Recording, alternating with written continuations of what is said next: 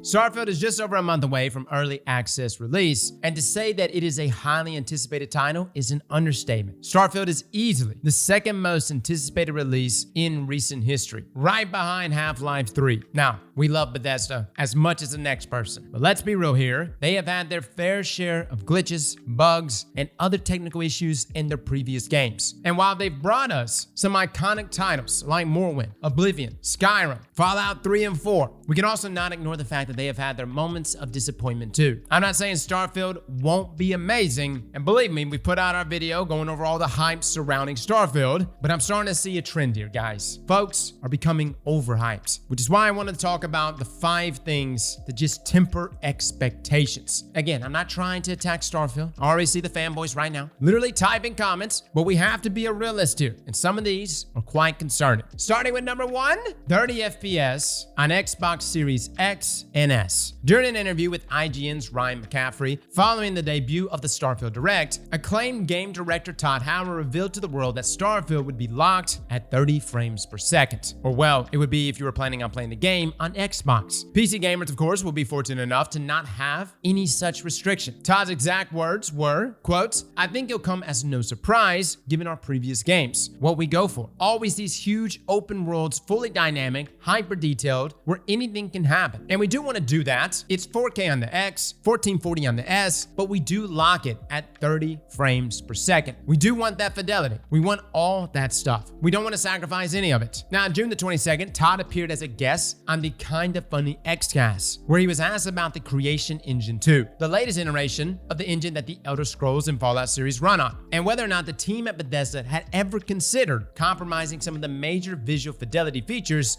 to have performance mode. Todd had this to say. We never looked at taking features away. Our focus is on delivering all of that. Obviously, we've seen all those comments, and ultimately, look, we boil it down to we wanted the consistency. Game is running great, but we don't want players to ever think about it. We have obviously seen other games that have performance modes, and we lean toward consistency overall, and we talk to our fans and hear that from everybody. So we're feeling really great. Game feels great in your hands. And I would say, look, developers know this, but there are things that you can do to make that look and feel great. Things like motion blur, how fast the game refreshes or reacts to a controller input, all of those things matter to something feeling great. And I can honestly say this is the best feeling game that we've had.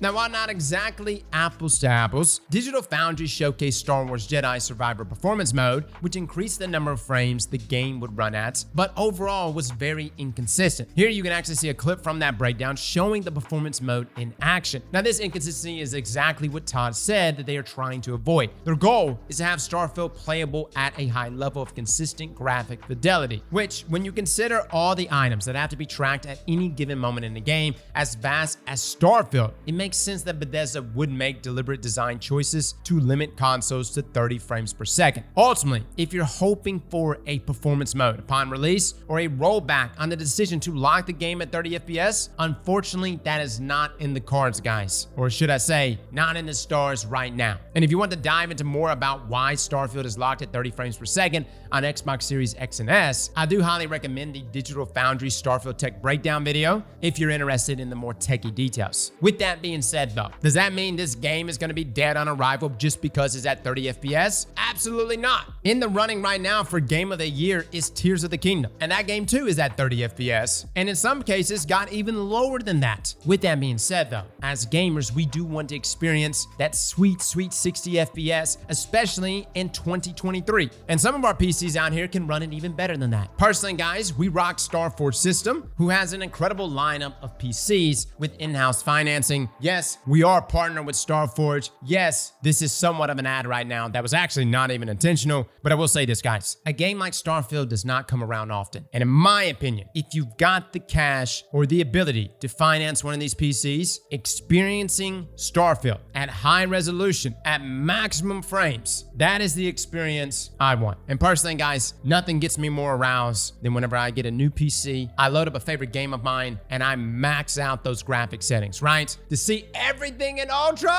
Oh! Now, number 2, This one was a concerning one for myself. Only 10% of the planets will have life. Now, during his interview on the Kinda Funny Xcast, while answering a question about how Bethesda approached the creation of the massive 1,000 planets available in Starfield, Todd revealed that only 10% of those planets will feature life. Here's the full quote. "We view it as giving you. When you look at a system, here's the menu of things you can do. And like science, we're pushing in about 10% of those planets having life on them. We're pushing it to the edge of what planets are in that Goldilocks zone versus planets that have resources." Now, for those who are wondering what the Goldilocks zone is, let me break that down for you real quick. There is a certain range from a system star that a celestial body must be in order for the building blocks of life to really flourish, similar to that of Earth. If the celestial body is too close or too far, life cannot evolve, or so we think. Jury's still out on that one, am I right? I'm not saying there's aliens, but I guess we got confirmation now that there's aliens. And at the same time, we could come across an alien race at some point in the future that's like, yeah, we love it 3,000 degrees Celsius. That's our favorite, man. Now, this also goes hand in hand with the NASA punk aesthetic, as Bethesda so aptly calls it, that the ships, suits, and general look of Starfield have. It's this idea that yes, this is the future, and these things look cool, but mixed with that believable retro aesthetic pulled directly from the golden age of space travel. Ultimately, it's a combination of both science fiction, futurism, and realism that lends credence to the believability of Starfield's universe. Oftentimes, when discussing this point of contention, Starfield is compared directly to that of No Man's Sky,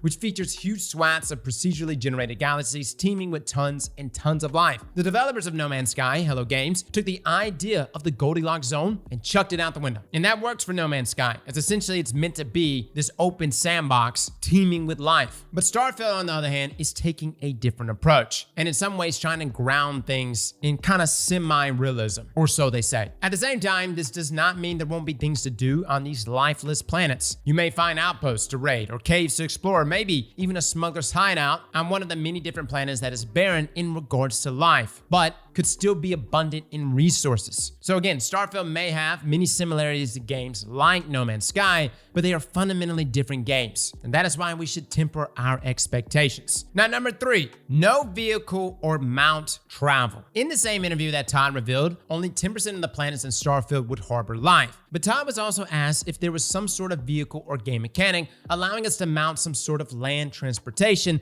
in the exploration of the universe. Considering the massive scale of the game, it's a fair question. His answer? No, there's not. Todd continued, quotes, "We want to design it so it feels good on foot, but we do have the boost pack. And we do have skills for the boost pack. So the boost pack almost acts like this vehicle. Super fun, where you can fly through." Now, the revelation that there would be no method of land transportation other than your boost pack was met with general chagrin by the community. And considering the scope of the game, it's hard to fault them. Todd briefly mentions previous games as an example of how they like to do things. But both Elder Scrolls 4 and 5 had horses that you can ride around on, and while expansive at times, neither of those games had hundreds of procedurally generated planets and potentially billions of square kilometers to explore. The closest equivalent to Starfield's boost pack we've had previously was actually the jetpack power armor attachment that you can get in Fallout 4, which used your action points as the fuel reserves. But even the jetpack from Fallout 4 felt sluggish to use, especially as a method of transportation around Fallout 4's world map. Now there will be skills, and if I had to guess, upgrades you can craft for your boost pack that will probably make it more viable as a mode of transport. But the lack of any vehicle or mount to get around will most certainly be felt. And this is where games such as No Man's Sky and Star Citizen, who have been repeatedly compared to Starfield, diverge a bit more. No Man's Sky and Star Citizen both feature a number of different vehicles that can be deployed in your exploration of the game's universe. The usage of vehicles in those games only help to make the world feel larger by giving the player a method of assessing the furthest reaches of the game. It's unfortunate, but for now, Starfield will be without mounts or vehicles until at least, modders are able to get their hands on the game and potentially get it for us. Now, number 4, Starfield is like 5 or 6 games in one. Now, keep in mind, this could be a very good thing, but it can also be a bad thing. Starfield features many different gameplay loops that exist both separately and as a part of each other, and could be considered to be a marvel of game development. At the end of the IGN interview with Ryan McCaffrey, Todd explains just how massive in scope Starfield really is. Quote, I mean, you could say in some respects, this is like 5 or 6 games in one. It's the spaceship game. It's a ground game. It's a dialogue game. It's an outpost game. It's a crafting game. It does all these things, and it's always tricky for us to get a good game flow where those things don't feel like they're separate games, that they can weave in and out of them in a way that holistically creates something greater than the sum of its parts. And while yes, Starfield is massive in scope, the question that we need to be asking is, can Bethesda deliver on such an ambitiously large project? While previous Bethesda titles such as Elder Scrolls V, Skyrim, and Fallout 4 were able to deliver in their respective categories, Starfield takes the gameplay and game mechanics to a whole new level of complexity. This brings the phrase, jack of all trades, master of none. And we could potentially be in a scenario where Starfield is trying to be good at so many different things, but really just fails to excel at just one. Again, I don't think that's going to be the case, but it is possible. I love RPG games. I love space combat. I love that we're going to be able to fly our ship around.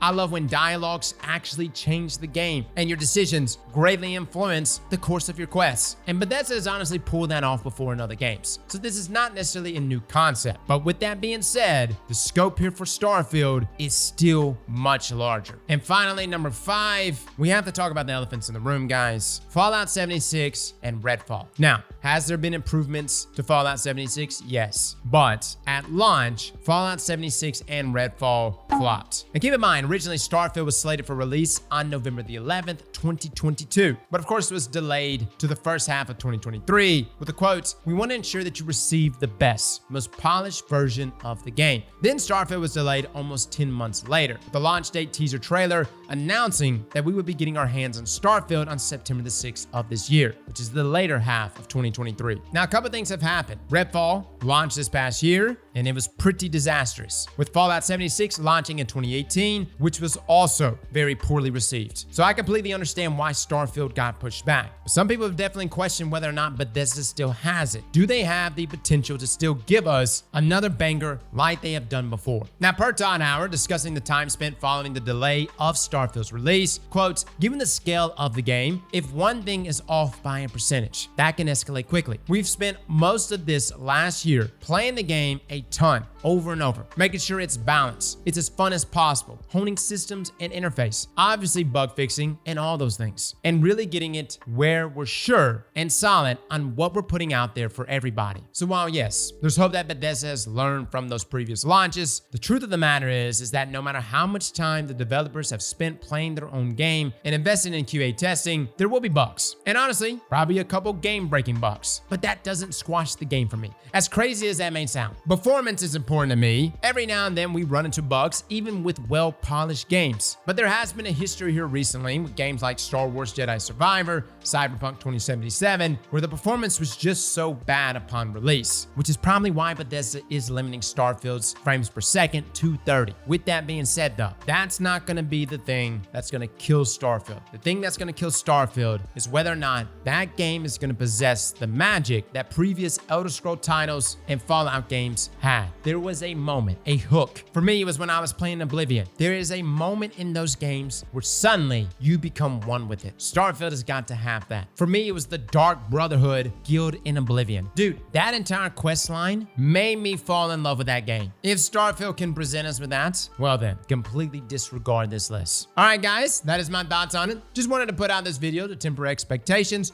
We will be playing Starfield at launch, streaming it over on our Twitch channel. Come by, check us out, guys. Fellas and ladies, thank you all for coming and watching. And as always, slap that like button like your mama told you right.